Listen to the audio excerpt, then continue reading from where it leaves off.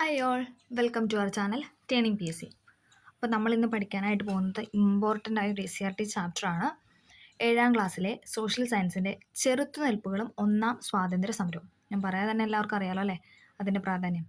ചെറുത്തുനിൽപ്പുകളും ഒന്നാം സ്വാതന്ത്ര്യം സമരവും എന്ന ചാപ്റ്ററാണ് നമ്മൾ പഠിക്കാനായിട്ട് പോകുന്നത്. അപ്പോൾ നമുക്ക് സ്റ്റാർട്ട് ചെയ്യാം. ഓക്കെ, ആദ്യം തന്നെ ഒരു പിക്ചർ ഇവിടെ നൽകിയിട്ടുണ്ട്. ഇതുണ്ടോ, പെരുവിരൽ മുറിച്ച് മാറ്റുന്നല്ലേ, നമുക്ക് നോക്കാം. നഗോഡകളുടെ പെരുവിരൽ. ബംഗാളിലെ പട്ടുനൂൽ കൃഷിക്കാരായിരുന്നു നഗോഡകൾ. അത് പോയിന്റാണേ. ബംഗാളിലെ പട്ടുനൂൽ കൃഷിക്കാരായിരുന്നു ഏതെന്ന് പറയുന്നത് നഗോഡകൾ എന്ന് പറയുന്നത്. അവരുണ്ടാക്കുന്ന പട്ടുനൂൽ തേടി വിവിധ നാടുകളിൽ നിന്ന് നെയ്ത്തുകാരെത്തിയിരുന്നു. ബംഗാളിൽ ഇംഗ്ലീഷ് ഈസ്റ്റ് ഇന്ത്യ കമ്പനിയുടെ ഭരണം സ്ഥാപിച്ചതോടുകൂടി കമ്പനി ഉദ്യോഗസ്ഥന്മാർ നഗോഡകളെ ചൂഷണം ചെയ്യാനായിട്ട് തുടങ്ങി. കുറഞ്ഞ വേതനത്തിന് അവരെ കൊണ്ട് നെയ്ത്ത് ജോലി ചെയ്യിപ്പിച്ചു. ഉപജീവനത്തിന് മറ്റു മാർഗങ്ങൾ തേടാൻ സാധിക്കാത്ത വിധത്തിൽ കമ്പനിയുടെ തൊഴിലാളികളാക്കി അവരെ മാറ്റി. അടിമകൾക്ക് തുല്യമായ ജീവിതം. കമ്പനി ഉദ്യോഗസ്ഥരുടെ തീരുമാനം അംഗീകരിക്കാത്തവരെ ക്രൂരമായി മർദ്ദിച്ചു. വസ്തുവകകൾ പിടിച്ചെടുത്തു. ജീവിതത്തിലെ വഴിമുട്ടിയ നഗോഡകൾ കുലത്തൊഴിൽ ഉപേക്ഷിക്കാനായിട്ട് തീരുമാനിച്ചു. അതിനവർ ചെയ്ത കാര്യം എന്താണ്? സ്വന്തം പെരുവിരൽ മുറിച്ചു മാറ്റുക. അതാണ് അവർ ചെയ്തത്. എന്നിട്ട് സ്വന്തമായിട്ട് അവരുടെ പെരുവിരൽ മുറിച്ചു മാറ്റി. കാരണം അവർ പട്ടുനൂൽ നെയ്ത്തുകാരായിരുന്നു അല്ലേ. ഓക്കെ, അപ്പം ബ്രിട്ടീഷ് ഈസ്റ്റ് ഇന്ത്യ കമ്പനിയുടെ ഭരണത്തെക്കുറിച്ചാണ് ഇവിടെ പറഞ്ഞത്. നമുക്ക് നോക്കാം. എല്ലാ വിഭാഗങ്ങളിലും എന്താണ് കമ്പനി ഭരണത്തിന് ചൂഷണങ്ങൾ ഉണ്ടായിരുന്നു. കർഷകരെ, നെയ്ത്തുകാരെ, കൈത്തൊഴിലാളികൾ, ഗോത്രവർഗർ ഇവരിലൊക്കെ മേലെന്താണ് കമ്പനി ഭരണം, അതായത് ഇംഗ്ലീഷ് ഈസ്റ്റ് ഇന്ത്യ കമ്പനി ഭരണം നിലനിർത്തിയിരുന്നു അല്ലേ. കർഷകർക്കെതിരെ ബംഗാൾ കീഴടക്കിയതോടെ കമ്പനിയുടെ ശ്രദ്ധ സമ്പന്നമായ കാർഷിക മേഖലയിലേക്ക് തിരിഞ്ഞു. ഈ മേഖലയിൽ നിന്ന് പരമാവധി സമ്പത്ത് കൊള്ളയടിക്കുകയായിരുന്നു എന്തെന്ന് പറയുന്നത് അവരുടെ ലക്ഷ്യമെന്ന് പറയുന്നത്. കർഷകർക്ക് മേൽ അമിതമായ നികുതി ഭാരം അടിച്ചേൽപ്പിച്ചു. ഇതെല്ലാം PYQ ആണ്. കർഷകർക്ക് മേൽ അമിതമായ നികുതി ഭാരം അടിച്ചേൽപ്പിച്ചു. വരൾച്ചയോ വെള്ളപ്പൊക്കമോ മൂലം കൃഷി നശിച്ചാലും എന്താണ് നികുതി ഇളവുകൾ നൽകിയിരുന്നില്ല. ഇപ്പം എന്തെങ്കിലുമൊക്കെ പ്രശ്നം ഉണ്ടെങ്കിൽ പോലും എന്താണ് അവർക്ക് നികുതി ഇളവുകളൊന്നും ഇംഗ്ലീഷ് ഈസ്റ്റ് ഇന്ത്യ കമ്പനി നൽകിയിരുന്നില്ല. നികുതി പിരിച്ചെടുക്കാൻ ഇടനിലക്കാരെ അഥവാ സെമീന്ദാർമാരെ ചുമതലപ്പെടുത്തി. ഇമ്പോർട്ടൻ്റ് ആണ്, PYQ ആണ്. നികുതി പിരിച്ചെടുക്കാൻ ഇടനിലക്കാരായ സെമീന്ദാർമാരെ ചുമതലപ്പെടുത്തി. നികുതി പണമായി തന്നെ നൽകണമെന്നുള്ള വ്യവസ്ഥ കൊണ്ടുവന്നു. നികുതി എന്താണ് അവർ പണമായിട്ട് തന്നെ അടയ്ക്കണമായിരുന്നു. പണത്തിനായി കർഷകർ പണം പലിശയ്ക്ക് കൊടുക്കുന്നവരെ സാഹുക്കൾ, അതായത് പണം പലിശയ്ക്ക് കൊടുക്കുന്നവരെയാണ് സാഹുക്കൾ എന്ന് പറയുന്നത്, അവരെ ആശ്രയിച്ചു. എന്താണ് പൈസ കൊടുക്കാതെ കയ്യിലില്ലാതെ വരുന്ന സാഹചര്യത്തിൽ എന്താണ് ഇവരെ പലിശയ്ക്ക് എടുക്കാൻ തുടങ്ങി. സാഹുക്കളുടെ കയ്യിൽ നിന്ന് പൈസ മേടിക്കാനായിട്ട് തുടങ്ങി. എന്നിട്ട് ഇങ്ങനെ കൊടുത്തു. അപ്പം അങ്ങനെ കർഷകരുടെ ബുദ്ധിമുട്ടിനെ കുറിച്ചാണ് എന്ത് ഇവിടെ പറഞ്ഞു വെച്ചത്. കർഷകർക്ക് മേലെ അമിതമായ നികുതി അടിച്ചേൽപ്പിച്ചു. വരൾച്ചയോ വെള്ളപ്പൊക്കമോ ഉണ്ടായ പോലും എന്താണ് നികുതി ഇളവുകൾ നൽകിയിരുന്നില്ല. നികുതി പിരിച്ചെടുക്കാൻ ഇടനിലക്കാരെ ചുമതലപ്പെടുത്തി. നികുതി പണമായി തന്നെ നൽകണമെന്നുള്ള അവകാശം കൊണ്ടുവന്നു. പണത്തിനായി കർഷകർ പണം പലിശയ്ക്ക് കൊടുക്കുന്നവരെ ആശ്രയിക്കേണ്ടതായിട്ട് വന്നു. ബംഗാളിലെ മണ്ണ്, പരുത്തി, ചണം, നീലം എന്നിവ കൃഷി ചെയ്യാൻ ഏറ്റവും അനുയോജ്യമാണെന്ന് കമ്പനി കണ്ടത്. അപ്പോൾ ബംഗാളിലെ മണ്ണ് എന്നൊക്കെ പറയുന്നത് എന്താണ്? പരുത്തി, ചണം, നീലം എന്നിവ കൃഷി ചെയ്യാനായിട്ട് ഏറ്റവും അനുയോജ്യമായ മണ്ണാണ് അവിടെ ഉള്ളത്. പരുത്തിയും ചണവും നീലവും ഇംഗ്ലണ്ടിലെ വ്യവസായശാലകൾക്ക് ആവശ്യമായ പ്രധാന അസംസ്കൃത വസ്തുക്കളായിരുന്നു. ഇംഗ്ലണ്ടിലേക്ക് കൊണ്ടുപോകാൻ വേണ്ടിയിട്ടാണല്ലേ ഇവരിതൊക്കെ ചെയ്തത്. പരുത്തിയും ചണവും നീലവും ഇംഗ്ലണ്ടിലെ വ്യവസായശാലകൾക്ക് ആവശ്യമായ പ്രധാന അസംസ്കൃത വസ്തുക്കളായിരുന്നു. അതുകൊണ്ട് പരുത്തിയുടെയും ചണത്തിൻ്റെയും കൃഷി വ്യാപിപ്പിക്കാൻ അവർ തീരുമാനിച്ചു.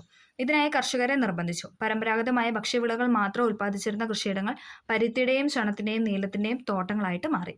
കർഷകർക്ക് കൃഷിയിടങ്ങൾ നഷ്ടപ്പെടുകയും അവർ തൊഴിലാളികളായിട്ട് മാറി. അതല്ലേ, സ്വന്തം കൃഷിഭൂമി എന്താണ് അവർക്ക് നഷ്ടപ്പെട്ടു. പിന്നെ എന്താണ് അവരവിടെ തൊഴിലാളികൾ, അവരവിടെ പണിയെടുക്കുന്നവരായിട്ട് മാറി. ബംഗാളിലെ ഭരണം കമ്പനിയുടെ അധീനതയിലായതോടുകൂടി വിവിധ ഭാഗങ്ങൾ അനുഭവിച്ച ദുരിതങ്ങൾ നമുക്കൊന്ന് ചർച്ച ചെയ്യാം. ഓക്കെ, ഗോത്ര ജനതയ്ക്കെതിരെ കമ്പനിയുടെ ഇടപെടൽ കാർഷിക മേഖലയിൽ മാത്രമായിരുന്നില്ല. ഇന്ത്യയിലെ വനസമ്പത്ത് കൊള്ളയടിക്കുക എന്ന ലക്ഷ്യത്തോടു കൂടി അവർ വന നിയമങ്ങൾ ആവിഷ്കരിച്ചു. ഈ നിയമങ്ങൾ മുഖേന വനങ്ങൾ പൂർണ്ണമായും കമ്പനിയുടെ അധീനതയിലായി. പരമ്പരാഗതമായി വനങ്ങളെ ആശ്രയിച്ച് ജീവിച്ചിരുന്ന ഗോത്ര ജനതയെ ഇത് പ്രതികൂലമായിട്ട് ബാധിച്ചു അല്ലേ. അവിടെ ഉണ്ടായിരുന്ന ഗോത്ര ജനതയെ അതെന്താണ് പ്രതികൂലമായിട്ട് ബാധിച്ചു. അതോടെ ഗോത്ര ജനതയുടെ വനവിഭവ ശേഖരണവും പരമ്പരാഗത കൃഷി രീതികളും ഒക്കെ തടസ്സപ്പെട്ടു. ഗോത്ര ജനതയുടെ ആവാസ മേഖല ധാതു നിക്ഷേപങ്ങളാൽ സമ്പന്നമായിരുന്നു. ഗോത്രജനതയുടെ ആവാസ മേഖല എന്താണ്? ധാതു നിക്ഷേപങ്ങളാൽ സമ്പന്നമായിരുന്നു. ഇവ ചൂഷണം ചെയ്യുന്നതിനായി റോഡ്, റെയിൽ സൗകര്യങ്ങൾ വർദ്ധിപ്പിച്ചു. അതൊക്കെ നേടിയെടുക്കാൻ വേണ്ടിയിട്ട് എന്താണ് റോഡും റെയിൽവേ പാളങ്ങളൊക്കെ അവിടെ കൊണ്ടുവന്നു. ഇത് ഗോത്രജനതയുടെ ജീവിതം ദുസ്സഹമാക്കി. ഓക്കെ, അപ്പം നമുക്ക് അടുത്ത് നോക്കാനുള്ളത് റെയിൽവേയുടെ തുടക്കം. ഇന്ത്യയിലെ റെയിൽവേ ആരംഭിക്കുന്നത് 1853 PYQ ആണ്. 1853 ഇന്ത്യയിലെ റെയിൽവേ ആരംഭിക്കുന്നത് 1853. April 16, 1853 April 16. ഓക്കെ. അന്ന് വൈകുന്നേരം 3:35 ബോംബെയിൽ നിന്ന് താനെയിലേക്കുള്ള ആദ്യത്തെ തീവണ്ടി കൂകിപ്പാഞ്ഞത്. അപ്പോൾ ആദ്യത്തെ തീവണ്ടി എവിടെ തൊട്ട് എവിടം വരെയായിരുന്നു? ബോംബെ ടു താനെ ആയിരുന്നു. 1853 ഇന്ത്യയിൽ ആദ്യത്തെ റെയിൽവേ നിലവിൽ വന്നത്. 14 കോച്ചുകളുള്ള ഈ വണ്ടിയിൽ 400 യാത്രക്കാർ ഉണ്ടായിരുന്നു. അപ്പോൾ ആദ്യം പോയപ്പോൾ, അതായത് ബോംബെയിൽ നിന്ന് താനെ വരെ പോയപ്പോൾ എന്താണ് 14 കോച്ചുകളുള്ള ഈ തീവണ്ടിയിൽ എന്താണ് 400 യാത്രക്കാരുണ്ടായിരുന്നു. 1861 മാർച്ച് തിരൂരിൽ നിന്ന് ബേപ്പൂരിലേക്കാണ് കേരളത്തിൽ ആദ്യത്തെ തീവണ്ടി എന്ന് പറയുന്നത്. അപ്പം 53 എന്താണ് ഇന്ത്യയിൽ വന്നു. 61 ആയപ്പോൾ എന്താണ് കേരളത്തിലും എന്ത് വന്നു? തീവണ്ടി വന്നു. ഓക്കെ, റെയിൽവേ വന്നു. 1861 മാർച്ചിലാണ് തിരൂരിൽ നിന്ന് ബേപ്പൂരിലേക്ക്. ബോംബെ ടു താനെ ആയിരുന്നു ഇന്ത്യയിൽ നിന്ന് ആദ്യത്തെ റെയിൽവേ എന്ന് പറയുന്നത്. ഇനി അതേസമയം കേരളം ആണെങ്കിൽ എന്താണ് തിരൂരിൽ നിന്ന് ബേപ്പൂരിലേക്ക്. ഇതും BYQ ഇമ്പോർട്ടൻ്റ് ആണ്. ഈ ഡേറ്റ് വിത്ത് ഡേറ്റ് ചോദിച്ചിട്ടുമുണ്ട്. ഓക്കെ, തിരൂർ ടു ബേപ്പൂര്, മറ്റേത് എവിടെയായിരുന്നു? Bombay to Thane. ഓക്കെ, അടുത്താണ് നെയ്ത്തുകാർക്കെതിരെ. ഇവർ ഓരോ മേഖലയിലുള്ളവരെയും ഇവർ ചൂഷണം ചെയ്തിരുന്നു അല്ലേ. അടുത്താണ് നെയ്ത്തുകാർക്കെതിരെ. കമ്പനി ഭരണകാലത്ത് ഇന്ത്യയിൽ പരുത്തി കൃഷി വ്യാപകമായി നമ്മൾ പഠിച്ചല്ലേ. ബംഗാളിലൊക്കെ എന്താണ് പരുത്തി കൃഷി കൂടുതലായിട്ട് കൊണ്ടുവന്നു. അതെ. എന്നാൽ അക്കാലത്ത് ഇന്ത്യയിൽ നിലനിന്നിരുന്ന കൈത്തറി മേഖല തകർച്ചയെ നേരിട്ടു. എന്തുകൊണ്ടായിരിക്കും? നമുക്ക് നോക്കാം. അസംസ്കൃത വസ്തുവായ പരുത്തി ബ്രിട്ടനിലേക്ക് കയറ്റി അയച്ചു. ഒന്നാമത്തെ പോയിന്റ്. അസംസ്കൃത വസ്തുവായ പരുത്തി എന്താണ് ബ്രിട്ടനിലേക്ക് കയറ്റി അയച്ചു. ബ്രിട്ടനിലെ യന്ത്രനിർമ്മിതങ്ങളായ വില കുറഞ്ഞ തുണിത്തരം എന്താണ് വലിയ വില കൊടുത്ത് എന്താണ് ഇങ്ങോട്ട്, അതായത് നമ്മൾ വലിയ വില കൊടുത്ത് വാങ്ങിക്കേണ്ട രീതിയിലോട്ട് ഇന്ത്യയിലോട്ട് അവരെ ഇറക്കുമതി ചെയ്തു. നമ്മുടെ ഇവിടുന്ന് കൊണ്ടുപോയ പരുത്തി ഉപയോഗിച്ച് യന്ത്രനിർമ്മിതമായ വില കുറഞ്ഞ തുണിത്തരങ്ങൾ അവരെന്താ വൻതോതിൽ ഇന്ത്യയിലേക്ക് ഇറക്കുമതി ചെയ്തു. ഇന്ത്യൻ നിർമ്മിത തുണിത്തരങ്ങൾക്ക് ഉയർന്ന നികുതി ചുമത്തി. ഓക്കെ, ഇന്ത്യൻ നിർമ്മിത തുണിത്തരങ്ങൾക്ക് എന്താണ് വളരെ ഉയർന്ന നികുതിയാണ് അവർ ചുമത്തിയത്. ഓക്കെ, ഫക്കീർ കലാപം എന്താണ്? കമ്പനി ഭരണത്തിന് എതിരായിട്ടുണ്ടായ കലാപങ്ങളാണ്. 19-ാം നൂറ്റാണ്ടിൽ മലബാറിൽ കലാപങ്ങൾ പൊട്ടിപ്പുറപ്പെട്ടു. 19-ാം നൂറ്റാണ്ടിലാണ് എന്തെന്ന് പറയുന്നത് മലബാറിൽ കലാപങ്ങൾ പൊട്ടിപ്പുറപ്പെട്ടത്. പാട്ടക്കുടിയന്മാരായ മാപ്പിളമാരായിരുന്നു ഈ കലാപങ്ങൾക്ക് നേതൃത്വം കൊടുത്തത്. അതായത് മലബാറിലെ കലാപങ്ങൾക്ക് നേതൃത്വം നൽകിയതായിരുന്നു പാട്ടക്കുടിയന്മാരായ മാപ്പിളകളായിരുന്നു. ഈ കലാപങ്ങളെ മാപ്പിള കലാപം എന്നാണ് വിളിക്കുന്നത്. അവിടെ ഉണ്ടായ കലാപത്തെ എന്താണ് വിളിക്കുന്നത്? മാപ്പിള കലാപം എന്നാണ് പറയുന്നത്. ഇതേ കാലയളവിൽ ബംഗാളിൽ സമാന സ്വഭാവത്തിലുള്ള കലാപങ്ങളും പൊട്ടിപ്പുറപ്പെട്ടിരുന്നു. ഇവ ഫറാസി കലാപം എന്ന് അറിയപ്പെട്ടു. നമ്മൾ പറഞ്ഞു 19-ാം നൂറ്റാണ്ട് അവസാനത്തിൽ എന്താണ് ബംഗാളിലെ സന്യാസി കലാപോ ഫക്കീർ കലാപോ ഒക്കെ ഉണ്ടായി. ഇനി 19-ാം നൂറ്റാണ്ടിലാണ് എന്തെന്ന് പറയുന്നത് മലബാർ കലാപങ്ങളൊക്കെ ഉണ്ടായത്. മാപ്പിള കലാപം എന്നും പറയുന്നു. പിന്നെ അതേ സമയത്ത് എന്താണ് ബംഗാളിലെ സമാന സ്വഭാവമുള്ള എന്താണ് ഫറാസി കലാപങ്ങളും പൊട്ടിപ്പുറപ്പെട്ടു. ഓക്കെ, കർഷകരെ കൂടാതെ ഗോത്രവർഗ്ഗക്കാരും കമ്പനിക്കെതിരെ കലാപത്തിൽ ഏർപ്പെട്ടു. അപ്പോൾ ഗോത്രവർഗ്ഗക്കാരും എന്താണ് കമ്പനിക്കെതിരെ നിന്നു അല്ലേ. ഓക്കെ, ഇത് PYQ ആണ്. ഇനി പറയുന്ന പോയിന്റ് മറാത്തയിലെ ഭീൽ. ഇതിങ്ങനെ നമുക്ക് ചേരുംപടിയായിട്ട് ചോദിക്കും. മറാത്ത, അഹമ്മദാബാദ്, ചോട്ടാ നാഗ്പൂർ, രാജ്മല അങ്ങനെ തന്നിട്ട് അവിടെയൊക്കെ ഉണ്ടായിരുന്ന ഗോത്ര വിഭാഗങ്ങളെ ഏതെന്ന് പൂരിപ്പിക്കാനായിട്ട് തരും. അതുകൊണ്ട് PYQ ആണ്, ഇമ്പോർട്ടൻ്റ് ആണ്. ഓക്കെ, മറാത്തയിലെ ഭീലുകൾ. അപ്പോൾ മറാത്തയിലാണ് ഭീലുകൾ എന്ന് പറയുന്നത്. അഹമ്മദാനഗറിലെ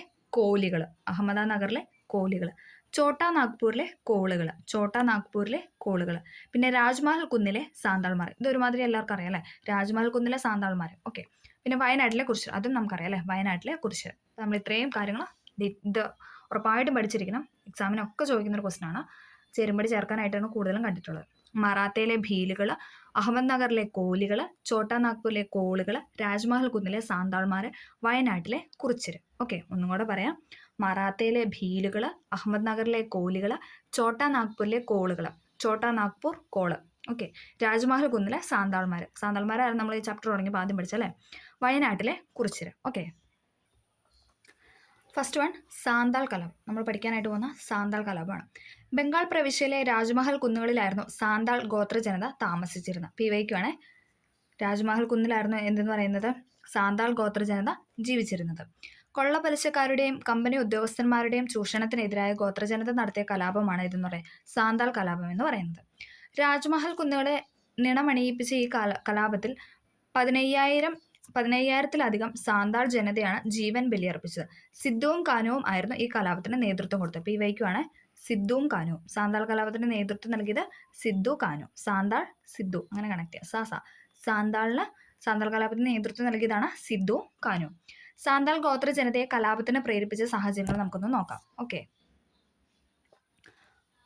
അധികാരം നഷ്ടപ്പെട്ട നാട്ടുരാജാക്കന്മാരും ഭൂപ്രഭുക്കന്മാരുമാണ് കലാപത്തിനിറങ്ങിയ മറ്റൊരു വിഭാഗം എന്ന് പറയുന്നത്. ഇത്തരം കലാപങ്ങൾക്ക് നേതൃത്വം കൊടുത്ത ചിലർ. ഇനി നമുക്ക് മറ്റ് കലാപങ്ങളിലും അത് അവരുടെ നേതൃത്വം കൊടുത്തിരുന്നു. നമുക്ക് നോക്കാം. ഔദിലെ രാജ ചേത് സിംഗ്, ഇത് ഇമ്പോർട്ടൻ്റ് ആണ്. സാന്താൾ കലാപത്തിന് നേതൃത്വം കൊടുത്തായിരുന്നു സിന്ധു കാനു. നമ്മൾ ഔദിലെ രാജ ചേത് സിംഗ്, തിരുനെൽവേലിയിലെ വീരപാണ്ഡ്യ കട്ടബൊമ്മന്, ശിവഗംഗയിലെ മരുതു പാണ്ഡ്യൻ, മലബാറിലെ പഴശ്ശിരാജ, കർണാടകയിലെ കിട്ടൂർ ചെന്നമ്മ, തിരുവിതാംകൂറിലെ വേലുത്തമ്പി, കൊച്ചിയിലെ പാലിയത്തച്ഛൻ. ഇവരൊക്കെ എന്താണ്? കലാപങ്ങൾക്ക് നേതൃത്വം കൊടുത്ത വ്യക്തിത്വങ്ങളാണ്. ഒന്നും കൂടെ പറയാം. ഔദിലെ രാജ ചേത് സിംഗ്, തിരുനെൽവേലിയിലെ വീരപാണ്ഡ്യ കട്ടബൊമ്മൻ, ശിവഗംഗയിലെ മരുതു പാണ്ഡ്യൻ, മലബാറിലെ പഴശ്ശിരാജ, കർണാടകയിലെ കിട്ടൂർ ചെന്നമ്മ, തിരുവിതാംകൂറിലെ വേലുത്തമ്പി, കൊച്ചിയിലെ പാലിയത്തച്ഛൻ. ഓക്കെ, ഇനി അടുത്തതാണ് നമുക്ക് പഠിക്കാനുള്ള കേരളത്തിലെ കലാപങ്ങൾ. ഓക്കെ, കേരളത്തിലെ കലാപങ്ങൾ. ബ്രിട്ടീഷുകാർക്കെതിരെ കേരളത്തിൽ നടന്ന പ്രധാന ചെറുത്തുനിൽപ്പുകളിൽ ഒന്നായിരുന്നു പഴശ്ശി സമരങ്ങൾ. Very very very important. എല്ലാ ക്വസ്റ്റ്യൻ പേപ്പറിലും വരുന്നൊരു ക്വസ്റ്റ്യൻ ആണ്. ഈ ചാപ്റ്റർ നമുക്ക് ഭയങ്കര ഇമ്പോർട്ടൻ്റ് ആണ്. ഓക്കെ, ബ്രിട്ടീഷുകാർക്കെതിരെ കേരളത്തിൽ നടന്ന പ്രധാന ചെറുത്തുനിൽപ്പുകളിൽ ഒന്നായിരുന്നു ഏതെന്ന് പറയുന്നത് പഴശ്ശി സമരങ്ങൾ എന്ന് പറയുന്നത്. വടക്കേ മലബാറിലെ കോട്ടയം മേഖലയിൽ നികുതി പിരിക്കാനുള്ള അവകാശം തടഞ്ഞതാണ് പഴശ്ശിരാജയെ യുദ്ധം ചെയ്യാനായിട്ട് പ്രേരിപ്പിച്ചത്. വടക്കേ മലബാറിലെ കോട്ടയം മേഖലയിൽ നികുതി പിരിക്കാനുള്ള അവകാശം എന്താണ്? തടഞ്ഞു. അതാണ് എന്താണ് പഴശ്ശിരാജയെ യുദ്ധം ചെയ്യാനായിട്ട് പ്രേരിപ്പിച്ചത്. വയനാടൻ വനങ്ങൾ കേന്ദ്രീകരിച്ച് ബ്രിട്ടീഷുകാർക്കെതിരെ ഒളിപ്പോരാണ് പഴശ്ശിരാജ നടത്തിയത്. ബ്രിട്ടീഷുകാർക്കെതിരെ ഒളിപ്പോര് നടത്തിയ വ്യക്തിയാണ് ആരെന്ന് പറയുന്നത് പഴശ്ശിരാജ. തലക്കൽ ചന്തു, കൈതേരി അമ്പു, എടച്ചേന കുങ്കൻ, അത്തൻ ഗുരുക്കൾ എന്നിവരുടെ നേതൃത്വത്തിലുള്ള പടയാളികളാണ് യുദ്ധത്തിൽ പഴശ്ശിരാജയെ സഹായിച്ചത്. പി വൈക്കുവാണ്. തലക്കൽ ചന്തു, കൈതേരി അമ്പു, എടച്ചേന കുങ്കൻ. 3 പേരെ തന്നിട്ട് ഓടുവാണെന്നുള്ള രീതിയിൽ 4 പേരെ തന്നിട്ട് ഓടുവാണെന്നുള്ള രീതിയിൽ തരും. ഓക്കെ, അപ്പം തലക്കൽ ചന്തു, കൈതേരി അമ്പു, എടച്ചേന കുങ്കൻ, അത്തൻ ഗുരുക്കൾ എന്നിവരുടെ നേതൃത്വത്തിലുള്ള പടയാളികളാണ് യുദ്ധത്തിൽ പഴശ്ശിരാജയെ സഹായിച്ചത്. എന്നാൽ പഴശ്ശിരാജയുടെ മരണത്തോടെ ഈ യുദ്ധം അവസാനിച്ചു. ലാസ്റ്റ് മരണത്തിന് കീഴടങ്ങി അല്ലേ. ഓക്കെ, ബ്രിട്ടീഷ് വിരുദ്ധ പോരാട്ടങ്ങൾക്ക് തിരുവിതാംകൂറിൽ നേതൃത്വം നൽകിയത് ദളവയായിരുന്നു അല്ലേ. വേലുത്തമ്പി ദളവ നമുക്കറിയാം അല്ലേ. ബ്രിട്ടീഷ് വിരുദ്ധ പോരാട്ടങ്ങൾക്ക് തിരുവിതാംകൂറിൽ നേതൃത്വം നൽകിയത് ആരാന്ന് ചോദിച്ചാൽ ആരാണ്? വേലുത്തമ്പി ദളവ.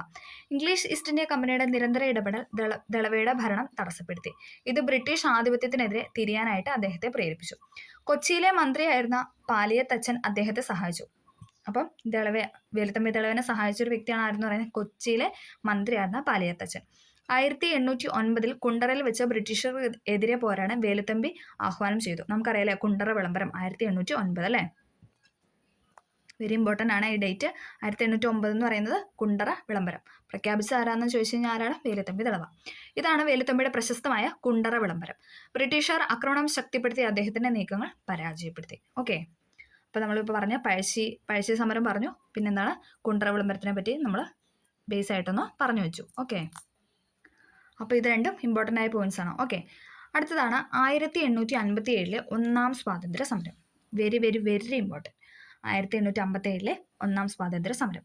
ഇന്ത്യയിലെ വിവിധ വിഭാഗങ്ങൾ നടത്തിയ ഒറ്റപ്പെട്ട ചെറുത്തുനിൽപ്പുകളെ കുറിച്ച് നമ്മൾ പഠിച്ചു.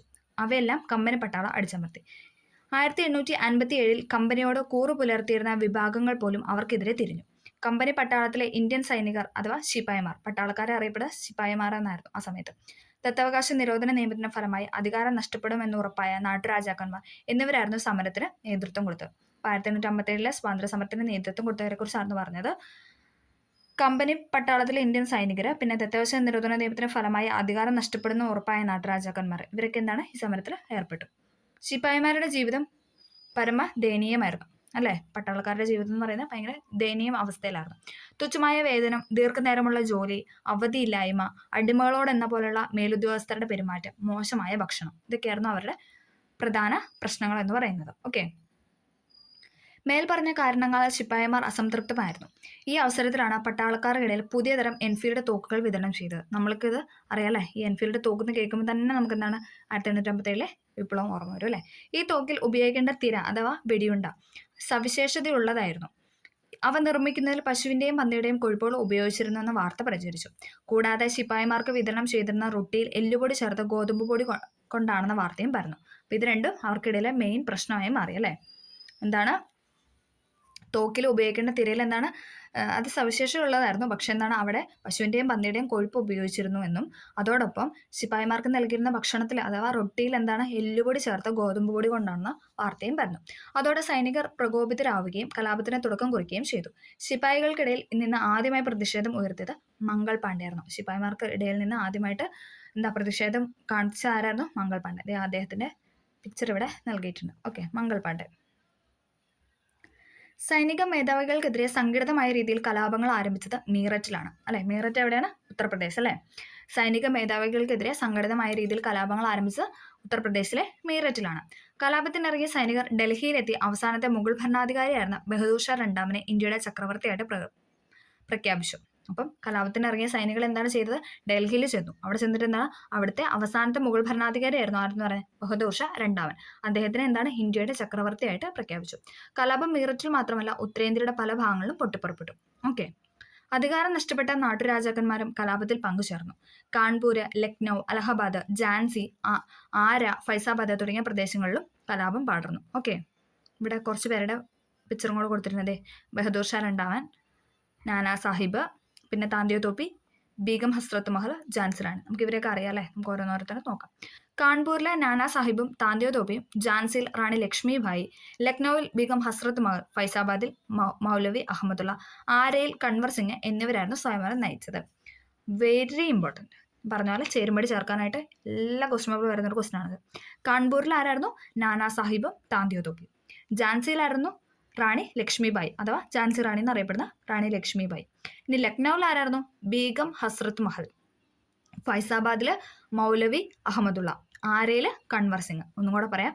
കാൺപൂരിലെ നാനാ സാഹിബും താന്തിയോ തോപ്പിയും, ഝാൻസിയിലെ റാണി ലക്ഷ്മിഭായ്, ലക്നൌവിലെ ബീഗം ഹസ്രത്ത് മഹൽ, ഫൈസാബാദില് മൗലവി അഹമ്മദുള്ള, ആരയില് കൺവർ സിംഗ് എന്നിവരായിരുന്നു സമരം നയിച്ചത്. എന്നാൽ ഈ കലാപം കമ്പനി അടിച്ചമർത്തിയാണ് ഉള്ളത്. ഓക്കെ. ജീവിതത്തിന്റെ പകൽ തീരാറായി. സന്ധ്യ പടർന്നു തുടങ്ങിയിരിക്കുന്നു. ഇനി ഇരു കാലുകളും നീട്ടി കല്ലറയിൽ ഉറങ്ങാം. ജനിച്ച മണ്ണിൽ ലയിക്കാൻ 6 അടി മണ്ണ് പോലും ലഭിക്കാത്ത സഫർ, നീ എത്ര നിർഭാഗ്യവാൻ. ബഹദൂർ ഷാ സഫറിന്റെ അവസാനത്തെ വാക്കുകളാണ്. ഓക്കെ. ഇതും ചോദിച്ചിട്ടുണ്ട്, ഇത് ആര് പറഞ്ഞാണെന്ന് പറഞ്ഞു. ഓക്കെ. എന്തുകൊണ്ടായിരിക്കും ഒന്നാം സ്വാതന്ത്ര്യ സമരം പരാജയപ്പെട്ടത്? നമുക്ക് നോക്കാം. ഉത്തരേന്ത്യയിലെ മിക്ക സ്ഥലങ്ങളിലും കലാപങ്ങൾ ഉണ്ടായെങ്കിലും ഇതിനൊരു സംഘടിത സ്വഭാവം ഉണ്ടായിരുന്നില്ല. അതായത് എല്ലാവരും കൂടെ ഒരുമിച്ച് നിൽക്കുക എന്നുള്ളൊരു ഇതുണ്ടായിരുന്നില്ല. പല സ്ഥലങ്ങളിലും ഇങ്ങനെ വ്യാപിച്ചെങ്കിലും അത് എന്താ പറയുക, എല്ലാവരും ചേർന്നിട്ടായിരുന്നില്ല. അത് തന്നെ ആദ്യത്തെ ഒരു മെയിൻ പ്രശ്നമായിരുന്നു. കലാപകാരികളെ അപേക്ഷിച്ച് സൈനിക ശേഷിയും സംഘാടന മികവും മെച്ചപ്പെട്ട ആയുധങ്ങളും കമ്പനിക്കുണ്ടായിരുന്നു. അതായത് നമ്മുടെ കലാപത്തിന് ഏർപ്പെട്ടവരെ നോക്കുമ്പോൾ എന്താണ്, കമ്പനിക്ക് ഒരുപാട് സാധനങ്ങളല്ലേ, അവരുടെ കയ്യിൽ അവരുടേതായ ആയുധങ്ങളും മറ്റു സാധനങ്ങളൊക്കെ ഉണ്ടായിരുന്നു അല്ലേ. പക്ഷെ നമ്മുടെ കയ്യിൽ ഇതൊന്നും ഇല്ലായിരുന്നു. ഇന്ത്യക്കാരിലെ എല്ലാ വിഭാഗങ്ങളുടെയും പിന്തുണ നേടുന്നതിൽ കലാപകാരികൾ പരാജയപ്പെട്ടു. അതായത് മൊത്തം ഇന്ത്യക്കാരും ഇതിനകത്ത് ഏർപ്പെട്ടിരുന്നില്ല, ഈ കലാപത്തിന് ഏർപ്പെട്ടിരുന്നില്ല. കുറച്ച് പേരൊക്കെ എന്താണ്, അതായത് നല്ല എഡ്യൂക്കേഷനും കാര്യങ്ങളും അല്ലെങ്കിൽ നല്ല ജോലിയൊക്കെ ഉള്ളവരെന്താണ് ഇതിനകത്ത് വന്നില്ല. ഇംഗ്ലീഷ് അറിയാവുന്നവരും അങ്ങനെയുള്ളവരൊന്നും എന്താണ് ഈ കലാപത്തിനകത്ത് ഏർപ്പെടാനായിട്ട് തുനിഞ്ഞില്ല. ഇംഗ്ലീഷ് വിദ്യാഭ്യാസം നേടിയ ഇന്ത്യക്കാർ സമരത്തിന് എതിരായിരുന്നു. ഇംഗ്ലീഷ് വിദ്യാഭ്യാസം നേടിയ ഇന്ത്യക്കാർ എന്തായിരുന്നു? ഈ സമരത്തിന് എതിരായിരുന്നു. സമ്പന്നരായ നാട്ടുരാജാക്കന്മാർ കമ്പനിക്കായിരുന്നു പിന്തുണ നൽകിയത് അല്ലേ. നല്ല പൈസയും കാര്യങ്ങളും സമ്പന്നമായ നാട്ടുരാജാക്കന്മാർ എന്താണ് ചെയ്തത്? കമ്പനിക്കായിരുന്നു പിന്തുണ നൽകിയത്. അതുകൊണ്ടൊക്കെ എന്താണ് ഈ സമരം അടിച്ചമർത്താനുള്ള കാരണങ്ങളിൽ പെട്ടത്. ഓക്കെ. ഇന്ത്യയുടെ ഭരണം ബ്രിട്ടീഷ് രാജ്ഞിയുടെ കൈകളിലേക്ക്. നമുക്ക് നോക്കാം. 1857 ഒന്നാം സ്വാതന്ത്ര്യ സമരം ഇന്ത്യയുടെ ഭരണ സംവിധാനത്തിൽ മാറ്റം വരുത്തി. ബ്രിട്ടീഷ് രാജ്ഞിയുടെ 1858 വിളംബരത്തോടെ ഇംഗ്ലീഷ് ഈസ്റ്റ് ഇന്ത്യ കമ്പനിയുടെ ഭരണം അവസാനിച്ചു. അപ്പം യുദ്ധാനന്തരം എന്താണ്, ഇംഗ്ലീഷ് ഈസ്റ്റ് ഇന്ത്യ കമ്പനിയുടെ ഭരണമൊക്കെ അവസാനിച്ചല്ലേ, രാജ്ഞിയുടെ കൈകളിലോട്ട് മാറി. ഇന്ത്യയുടെ ഭരണം ബ്രിട്ടീഷ് രാജ്ഞിയുടെ നേരിട്ടുള്ള നിയന്ത്രണത്തിലേക്ക് മാറി. 1857 ഒന്നാം സ്വാതന്ത്ര്യ സമരം എന്ന വിഷയത്തെ ആസ്പദമാക്കി ഓക്കെ ഒരു സെമിനാർ സംഘടിക്കാന്നാണ് പറഞ്ഞത്. അപ്പോൾ എന്താണ് ഈ സമരത്തോട് 1857 വിപ്ലവത്തോടു കൂടി എന്താണ് ഇംഗ്ലീഷ് ഈസ്റ്റ് ഇന്ത്യ കമ്പനി മൊത്തമായിട്ട് അവരുടെ ഭരണം അവസാനിപ്പിച്ചു. ഇതേ തുടർന്ന് എന്താണ് 1858 രാജ്ഞിയുടെ അതായത് രാജ്ഞിയുടെ വിളംബരത്തോടു കൂടി എന്താണ് ബ്രിട്ടീഷ് രാജ്ഞിയുടെ നേരിട്ടുള്ള നിയന്ത്രണത്തിലേക്ക് ഇന്ത്യ മാറുകയാണ് ഉണ്ടായത്. ഓക്കെ. അപ്പോൾ ഇത്രയാണ് ഈ ചാപ്റ്ററിൽ പഠിക്കാനുള്ളത്. ഒരുപാട് പോയിന്റ്സ് ഉണ്ട്. പോയിന്റ്സ് എല്ലാം ഞാൻ റിപ്പീറ്റ് ചെയ്ത് പറഞ്ഞിട്ടുണ്ട്. അപ്പോൾ എല്ലാവർക്കും ഇഷ്ടപ്പെട്ടു എന്ന് വിചാരിക്കുന്നു. ഇഷ്ടപ്പെട്ടെങ്കിൽ ലൈക്ക് ചെയ്ത് സപ്പോർട്ട് ചെയ്യുക. Okay, thank you.